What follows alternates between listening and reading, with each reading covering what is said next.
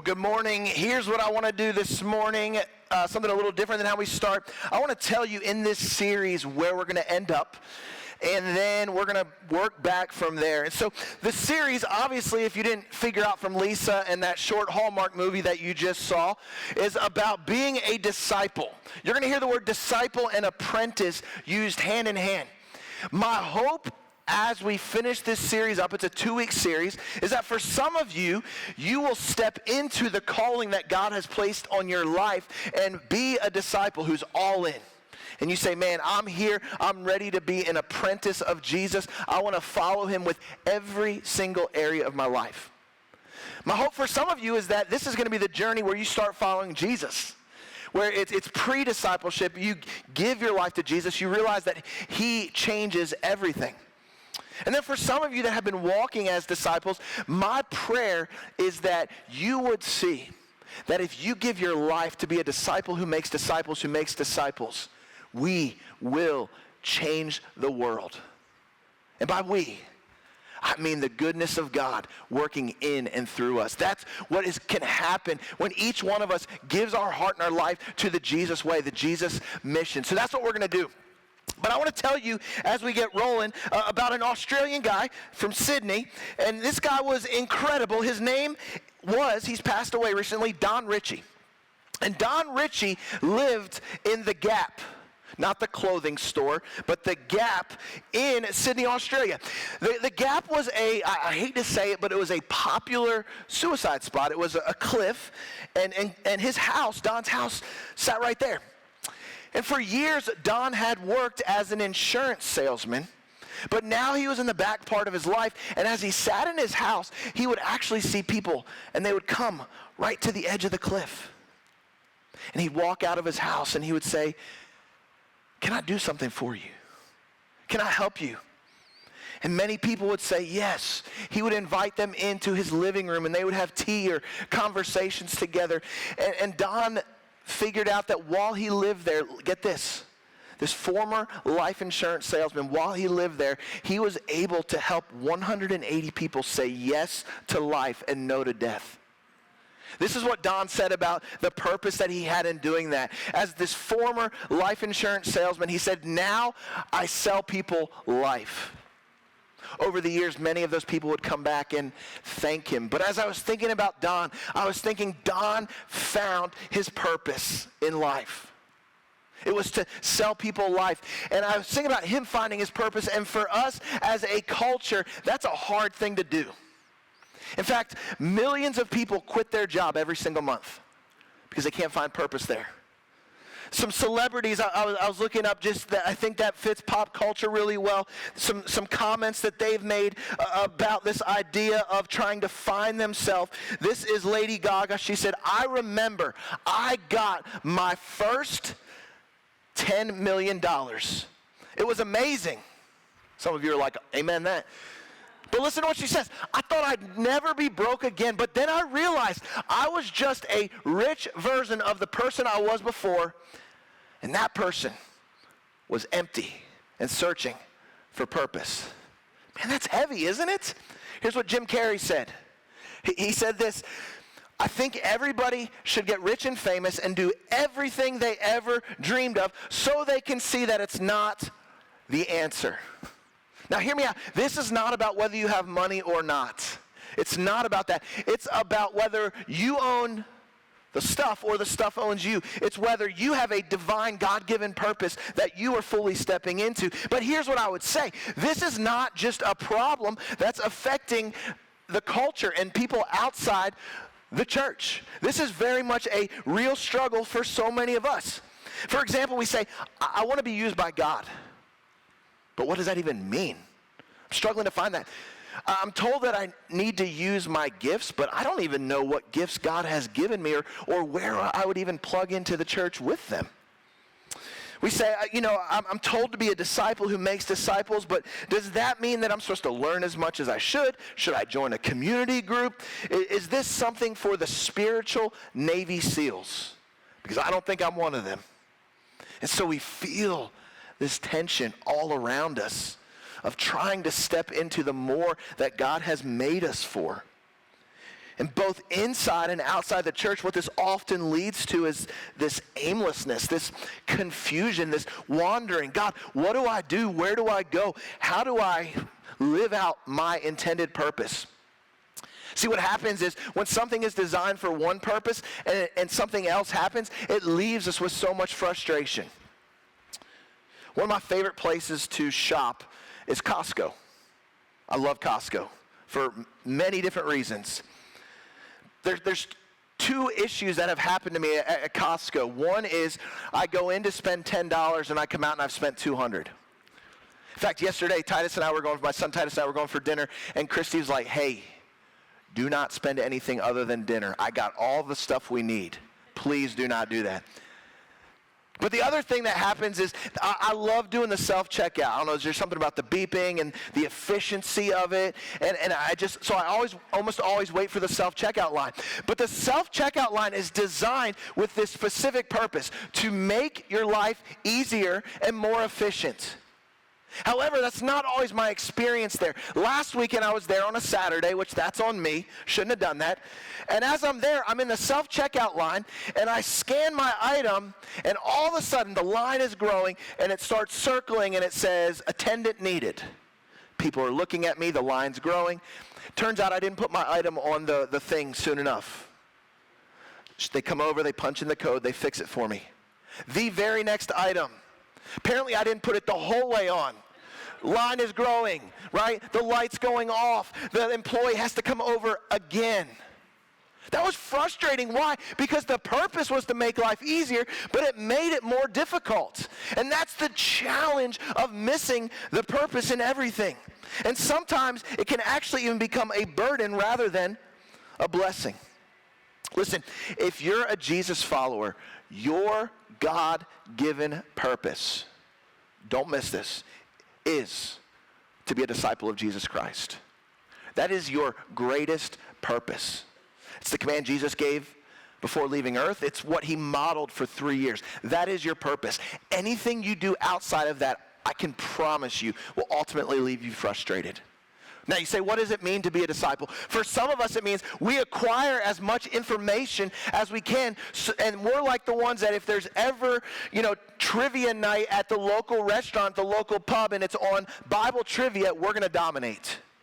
Which, by the way, there's nothing wrong with knowing a lot about the Bible, but that's not simply being a disciple. For some of us, maybe it's we hang out at Starbucks, we drink a $6 cup of coffee, and we talk about a book. Again, an important thing, but that's not fully being a disciple. And so for us this morning to learn in the best way possible how to be a disciple, we need to go all the way back to the ultimate disciple maker, Jesus Christ. And so turn in your Bibles to Matthew chapter 4. If you don't have a Bible, no worries, we've got it on the screen for you. But as you turn to Matthew chapter 4, it's a little bit past the halfway mark. And chapter 4, that's in the beginning of the book. But as we look there, let me tell you let me paint the scene for you in this picture. Imagine you're a man by the name of Simon, a first century Jewish fisherman, and your life is set. You're following in your dad's footsteps. He was a fisherman, and his dad's dad was a fisherman, and you believe it's going to be a hard life, but it's a life that's predictable.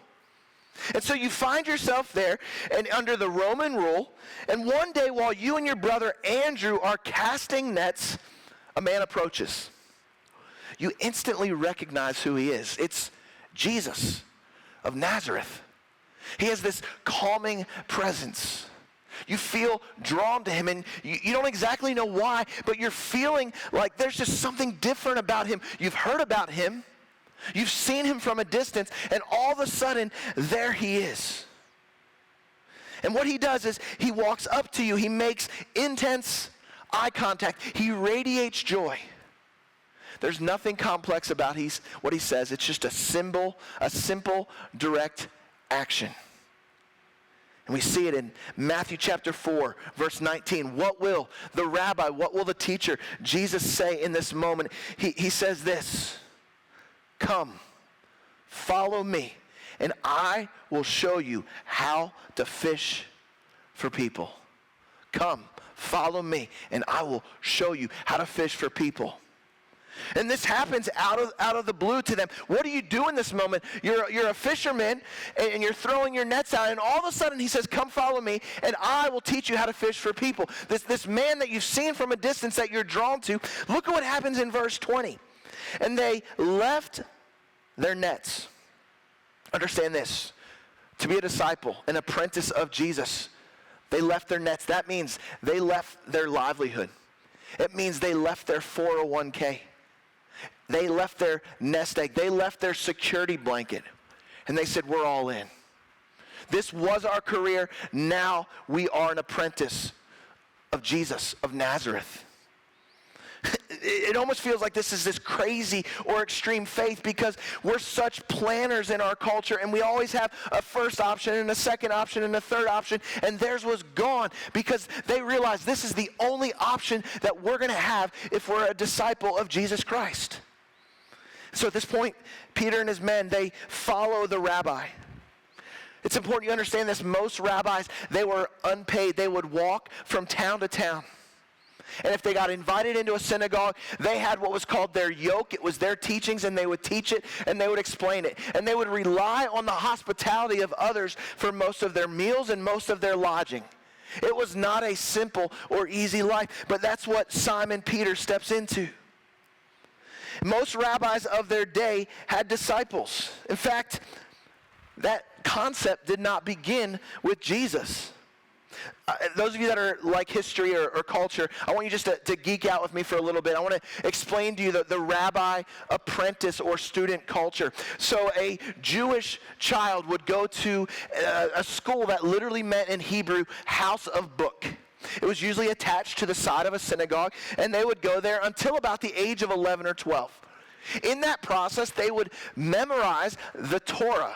If you don't know what that is, it's Genesis, Exodus, Leviticus, Numbers, and Deuteronomy. They would memorize 5 books of the Bible. Around 11 or 12, most of them would head home to learn a trade, to apprentice to their parents in their parents' trade, to spend time in the fields, and that was it for their schooling. But there was a decent-sized group that would move along, and they would move from the house of book to the house of learning. And by 17, those students, as they walked with the rabbi, get this, they would have memorized the entire Old Testament. That's 39 books, by the way. That's incredible. But that's just what they did as they're spending time with the rabbi. Then there was and so what happened is most of them by 17, they were done. They got sent home. They were told, listen, be good Jews, make lots of babies, and pray that maybe you'll become a rabbi. That's what they were told to do in that culture. But then there was an even smaller fraction of people. And they were like the Ivy League students. You're like, 39 books of the Bible wasn't enough to get into the Ivy League? I don't know. And so what they would do is that they would then follow in the steps of the rabbi, the master, and they would become his apprentices. They would follow him from town to town. And the rabbis, they would grill them on theology and scripture-related questions. And at the end of that journey, if they were up to speed, what would happen is the rabbi, this is what he would say. Come, be my apprentice. Come, be my disciple. And so when Jesus calls Simon, Simon understands and knows what he's saying yes to, and he leaves everything behind. And so I want to define for us, this is how I want to define a disciple or an apprentice. It's one who obeys Jesus and is empowered by his Spirit to carry out his mission. One who obeys Jesus, that's action-oriented, and is empowered by his Spirit, it's dependent on God, to carry out his mission. As you think about that definition, some things that are going to jump out is that it's bigger than us. That our faith was never meant to be kept personal. That it's something that we can give our whole life to, and it will make a difference, but yet we need to collectively do this together. That when people say yes to this, there's this incredible firepower. And so here's how I want to define a disciple even more in a compact way. And so we've got that big definition, but here's really what it comes down to. 2 words. Follow and fish. Follow and fish. And I want to unpack each of those for you as we think about Jesus calling to them and saying, come and follow me, and I'll show you how to fish for people. First, he says, come follow me. So, you passed the test. You're now an apprentice of the rabbi. And there's, I believe we see three things that were true of an apprentice of the rabbi that are true of disciples of Jesus Christ. And it's the same for us today as we step into the more that God has made us for. Which, by the way, let me just say this. We're all being discipled by something. For some of us, it's by the news. Some of us, it's by sports. Some of us, it's by TikTok. Some of us, it's by our friends. We're all being discipled by something. Because a disciple means following the way of. So think about that for a little bit. But the first thing about a disciple is this. A disciple is someone who prioritizes being with Jesus. You say, well, no kidding. But understand this. Let this set in. When you become an apprentice of the rabbi, here's what would happen. You would spend 24 hours a day, 7 days a week in their presence. This wasn't school from 7 to 3, a month of Christmas break. This wasn't a 10-hour or 12-hour workday. This is every moment of every day. You're walking from town to town, village to village. You're eating meals together. The open road is your classroom. Why? Because you're being with the rabbi in every moment of time, in all that you're doing. Mark 3, verse 14, it says this. I love how the New American Standard puts this. And he appointed 12 so that they would be with him in his steps. And that he could send them out to preach. There it is. He appointed 12. What was it? So they could follow him and be sent out to fish. Follow and fish. There we see it again. And so to be a disciple of Jesus, it was not a box to check and putting Jesus first and saying, I got my Jesus time today, #blessed. Right? Like it doesn't count if we don't put it on social media. No. It wasn't Jesus time. It wasn't something as simple as Sundays or Jesus Day, or I'm donating a portion of my time to Jesus. No. An apprentice is allowing all of Jesus to consume all of us. It's realizing that not one corner, one moment, one part of our life doesn't belong to Jesus. And so as the 12 were appointed, they were with him. Such a powerful way to think about it. So I think about this idea of being with someone and being consumed by their presence. I remember the first summer, really the first year that we got married. It still hadn't quite set in. They say the male brain doesn't develop till like 25. In my case, we're still waiting at 43. But I remember that summer getting invited to play in a tournament with some guys and not even asking my wife and being like, sure, let's do it. My family would invite us to a meal and I'm like, it's a free meal, let's do it.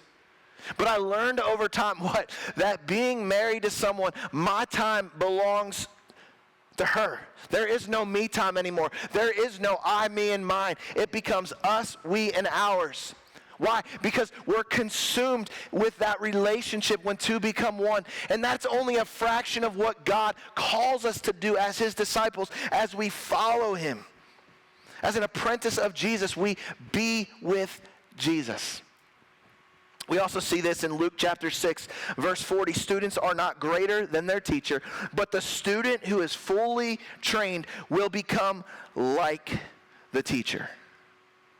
And so not only does a disciple, aren't they someone who follows and who is being with Jesus, but also they are becoming like Jesus. Now, be encouraged by that word become. Because what does that show us? It's a journey. It's a process. If we think we've arrived, we've missed the mark. But they become like Jesus.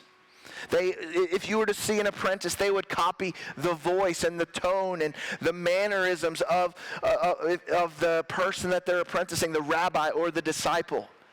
When you would look at the rabbi, you would see the apprentice and vice versa in them. This week or last week, someone was sharing with Christy that my son Titus, they said he walks like a Howard. I said, what does that mean? She explained it to me. And then she said, well, Christy said, well, you have a walk, Titus has a walk, and your dad has a walk, and it's all the same walk. Like, okay. But here's what she was saying. When you look at Titus, you can see walking, you can see Josh walking. When you look at Josh walking, you can see Ken walking. Why? Because each person was walking in the steps of someone else. And so when I think about this, when we're walking, do people see Jesus? Is it obvious? Is it hard to find? That's part of becoming like Jesus.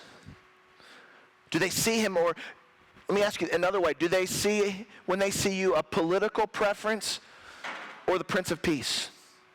Do they see someone who coasts through their job or champions others in the name of excellence? Do they see someone who worships their children above all else, or worships their Creator in such a great way that they entrust the care of their children to their Lord and Savior Jesus Christ? What do people see? See, if we are becoming like Jesus, they will see Jesus coming out of us in the way we walk, the way we talk, the way that we think, the way that we spend our money, the way that we spend our time. It will be so obvious. Let me say it this way. If someone ever comes up to you that's known you for a while and says, I didn't know you were a Christian, that's an insult. I say that with love, not judgmental. I've certainly could have had many moments like that in my life. But that's not being like the rabbi. Matthew 7 says this about who a disciple who is following Jesus, what they'll do. Not everyone who calls out to me, Lord, Lord, will enter the kingdom of heaven. Only those who actually do the will of my Father in heaven will enter. You see, here's what an apprentice does of the rabbi. An apprentice does what the rabbi does, or if we're going to be an apprentice of Jesus, we do as Jesus did. Well, what does that mean? It means it's more than an intellectual experience. It's about obedience. See, the goal of becoming an apprentice of the rabbi is not simply information, but it's transformation. The goal is complete life change as God changes us from the inside out, and we live out of the overflow of that.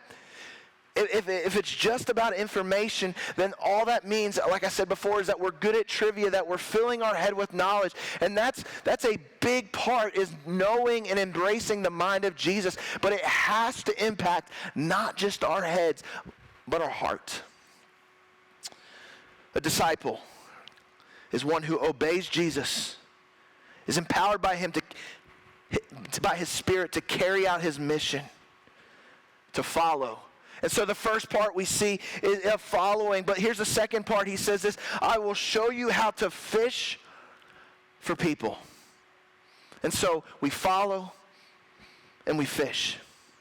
Think about it. Simon, the lifelong fisherman, he's with the rabbi, and Jesus is giving him a brand new identity here.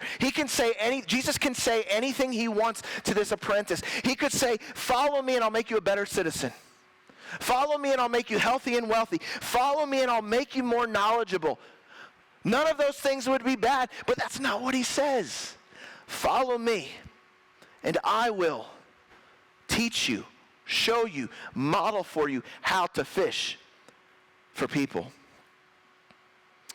In fact, I love, you say, well, what does this mean? I love Dr. Luke, who is the resident historian in the New Testament. I love how he says what it looks like, what it means to fish for people. He says this, for the Son of Man came to seek and save those who are lost. Seeking to save those who are lost. In other words, lost things, lost people matter to Jesus. And so fishing for people, here's what it means. It's a natural and compassionate way of telling others about our faith. Now, two words I want to call out there, natural and compassionate. Perhaps you grew up in this might be a slight exaggeration, but perhaps you grew up in a culture like I did where it wasn't supernatural, right? Like you're outside on a day like we had this summer, and you're like, man, it's hot out here. You know where else it's hot? Hell. Are you going there? I don't want to, right? No, that's not. You're like, well, that's natural. It's everyday conversation. No, that's weird. That's strange, okay? No, natural. And then I love compassionate. Some of you grew up in a church where it wasn't compassion. Your pastor, he was spitting and he was stomping and he was shouting and it was turn, it was burn. It was all of those messages. No, it's compassion. It's begging people, listen, here's my faith. Here's the difference it's had in my life. I want you to get to experience the same thing.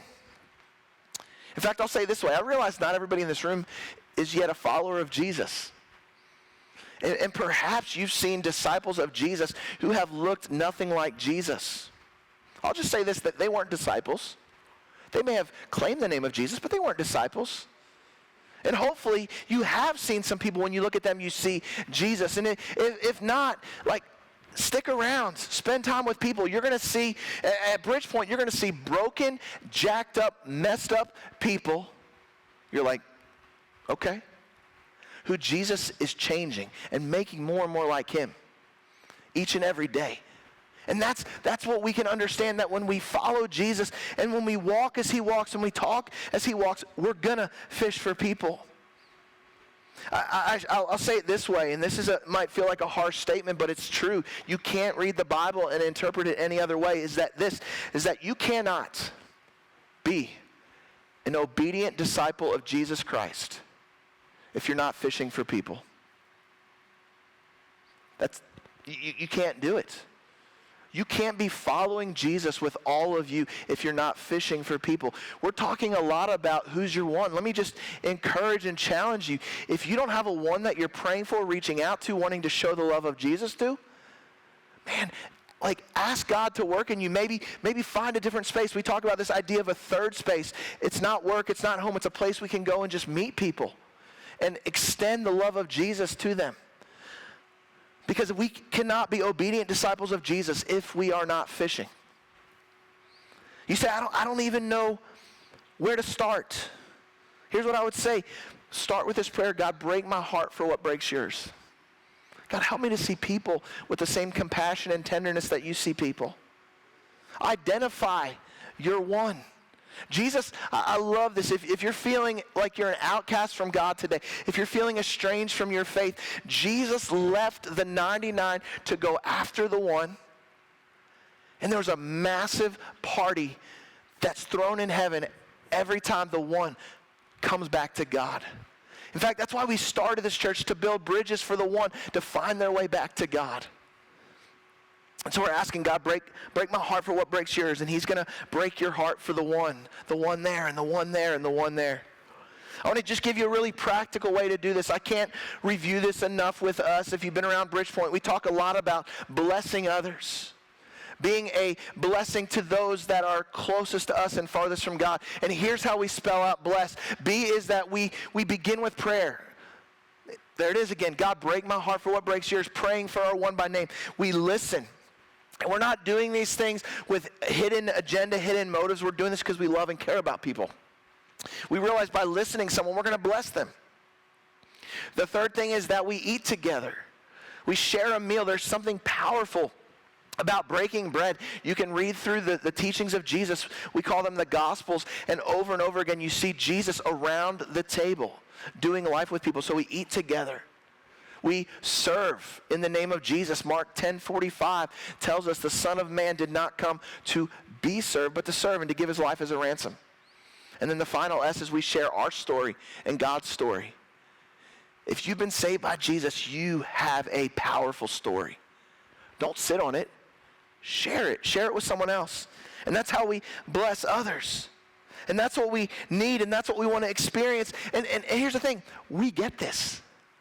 Because at one point in time, we were a fish. And someone went fishing for us. Because of that, our lives were transformed and changed by the love of Jesus. Following, fishing is our divine, God-given purpose. Now, Oftentimes I like to dream and imagine what this will look like. But can I tell you, we actually don't have to dream or imagine what it looks like, because there's something happening right now in the world. You may not be aware of this, but it's fascinating to me. I've been studying it the last 3 to 4 weeks. In England, in the UK, it's called the Quiet Revival. In fact, they're finding all these amazing things there in the Quiet Revival. In the U.S., they're calling it the Gen Z Revival. And here's some of what they're finding. It's incredible. In fact, I'm going to put it on the screen for you up here. In the mainstream media, this is a headline: Gen Z embraces the Bible in unexpected global spiritual awakening. By the way, Gen Z, that's ages, I'm forgetting right now, 16 to 28, I believe is what it is. It's that window of people, of young adults and high school students. What are they doing? There's this great awakening that's happened. Here's what's happening in Europe. Go ahead and put this chart up here. This is incredible. I know it may be hard to read, but basically what you're seeing is over the course of from 2008 to 2024, the dark blue is the skyrocketing of people. The question is, apart from weddings, baptisms, and funerals, how often, if at all, do you go to a church service in the last year? And this is among evangelicals. It's skyrocketing. Among men, it's up 50%. Here's another clip for you that we'll throw up here. That's, I think, amazing for us to think about. This is the Wall Street Journal. Sales of Bibles are booming, fueled by first-time buyers and new versions. They calculate that in the last few years, this is incredible. I want to read this for you, but in the last few years, since 2021, 30 million people have acknowledged that they have become not Christians, but Jesus followers. Guys, God is working, God is moving, and we're getting to see it front and center. And right now, He's moving among young adults in amazing ways. And you might say, well, what does that have to do with discipleship? Let me show you real quick one more that I think connects so well to this. This is a quote that came from a movement. A football coach's wife was praying, God, move and stir at the University of Auburn. And this is a quote from Pastor Jonathan Pagula. And this is what's happening. And this movement has become something that is called today United National. It's this incredible thing. And what started on the campus of the University of Auburn, this Unite US, it has led to, get this, 70,000 college students showing up to learn about Jesus. Out of that, 5,000 of them have made a profession of faith. 2,000 of them have been baptized. A number of those have been baptized in the back of a truck. Listen, if that doesn't get us excited, we should probably get checked for a pulse, because God is working, God is moving, and my prayer is that He does that in us as well. Here's why I believe He's working so strongly through Gen Z. These are some of the things that they're seeing and that they're saying. They are looking for a Christianity that's not only explained, but demonstrated. Transformation, not information. They want to see faith in action and how it can be transformative power in their lives. They prioritize authentic and relatable experiences of faith over abstract theological concepts or superficial practices. That's what they want. And after a decades-long decline in church attendance and engagement, Gen Z is now a major factor in stopping the decline of Christianity. Why? Because identifying as a Christian is not enough for them. They're saying, here am I, Lord, send me. I want to be transformed. I want to be real, not for the sake of being real, but to be real so I can find community and I can hear the voice of God in my life so it changes all of me.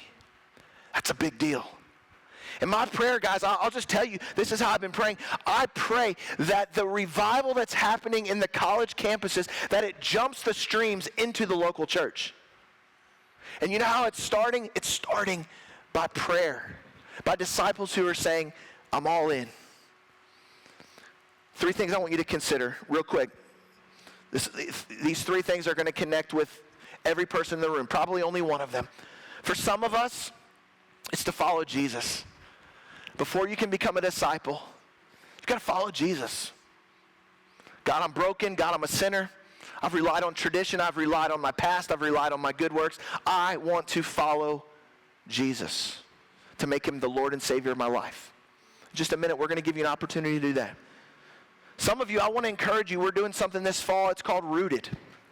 About 100 of us did this last fall, and it's been so transformative for us as a church. Here's what Rooted is. If you feel like, I love being at church, but I don't really know how to read the Bible. I don't know how to apply the Bible. I don't really understand the Bible. There were 100 of us, even those of us that grew up and have lived for 20, 30, 40, 50 years in the church, and we benefited from this. And so we've got a code up there on the screen, and I would just encourage you. Join a Rooted group. They're going to be on Sunday mornings. We'll send out more information about this. But if you've ever felt like, man, I can't go to a community group because I don't know enough. First of all, that's not true. Don't even believe it. But if you want to bolster your confidence a little more, jump in a Rooted group. Here's the third thing. I'm not going to talk a ton about this right now. I'm going to talk about this next week. You're going to have to come back. But for many of us, I want to encourage you to join a discipleship group. Next week, I'm going to tell you how to do that, what that looks like. It's going to be 2 to 3 people that are saying, listen, we want to be real, we want to be authentic, we want to be genuine, and we want to become disciples who make disciples, who make disciples, who make disciples. Next week, we're going to tell you how to do that. When you think about this, if you plot the trajectory of your life and you think about the next 5 decades of your life, maybe that makes you 70, 80, 100, some of you 120. But as you think about the trajectory of your life, what kind of person do you see on the horizon? What kind of person do you see yourself becoming? Because something or someone will disciple us. And we get to decide who we'll be an apprentice of. Jesus, we love you. God, in this moment and in this time, as we sing these words, God, I pray that we would come to the altar, that we would come to a place of surrender, that we would come to a place of saying, God, today I want to follow you. Today I want to be a disciple. Today I want to take my next step. God, may that be true of us today. As your eyes are closed, as your heads are bowed, I want to just ask you this question. If you've never truly become a follower of Jesus, and what I mean by that is someone who says, I was not saved from my sins. I was not ever completely and fully forgiven by God. I never gave my life to him. We would know it as a Christian. That's the first step in becoming a disciple. If you've never done that, I want to lead you in a short prayer. It sounds like this. You can pray it in the quietness of your heart. God, I am broken. God, I am sinful. God, for all of my life, I've tried to earn my way back from you to you. God, today I realize I cannot do that. Please come into my heart. Please come into my life. Forgive me of all my sins, past, present, and future. As our eyes remain closed with no one looking around, would you do me a favor, because we just want to be able to walk with you. If you're comfortable with it, if you said, I am following Jesus, I am becoming a Christian, if that is you, would you just raise your hand, slip up your hand, and just say, today, for the first time, I place my faith and trust in Jesus, and Jesus alone for the forgiveness of my sins. Would you raise it nice and high? Yes, I see. Thank you. Thank you. Thank you. Yes, I appreciate that. We're going to sing together. You can put your hands down. And in just a minute, Danny's going to come up and he's going to tell you what you can do with that decision. But as we sing, Christy and I will be down front, and we would love to pray with you about that decision or maybe anything that you're carrying in life. So let's stand and let's sing together as we're able.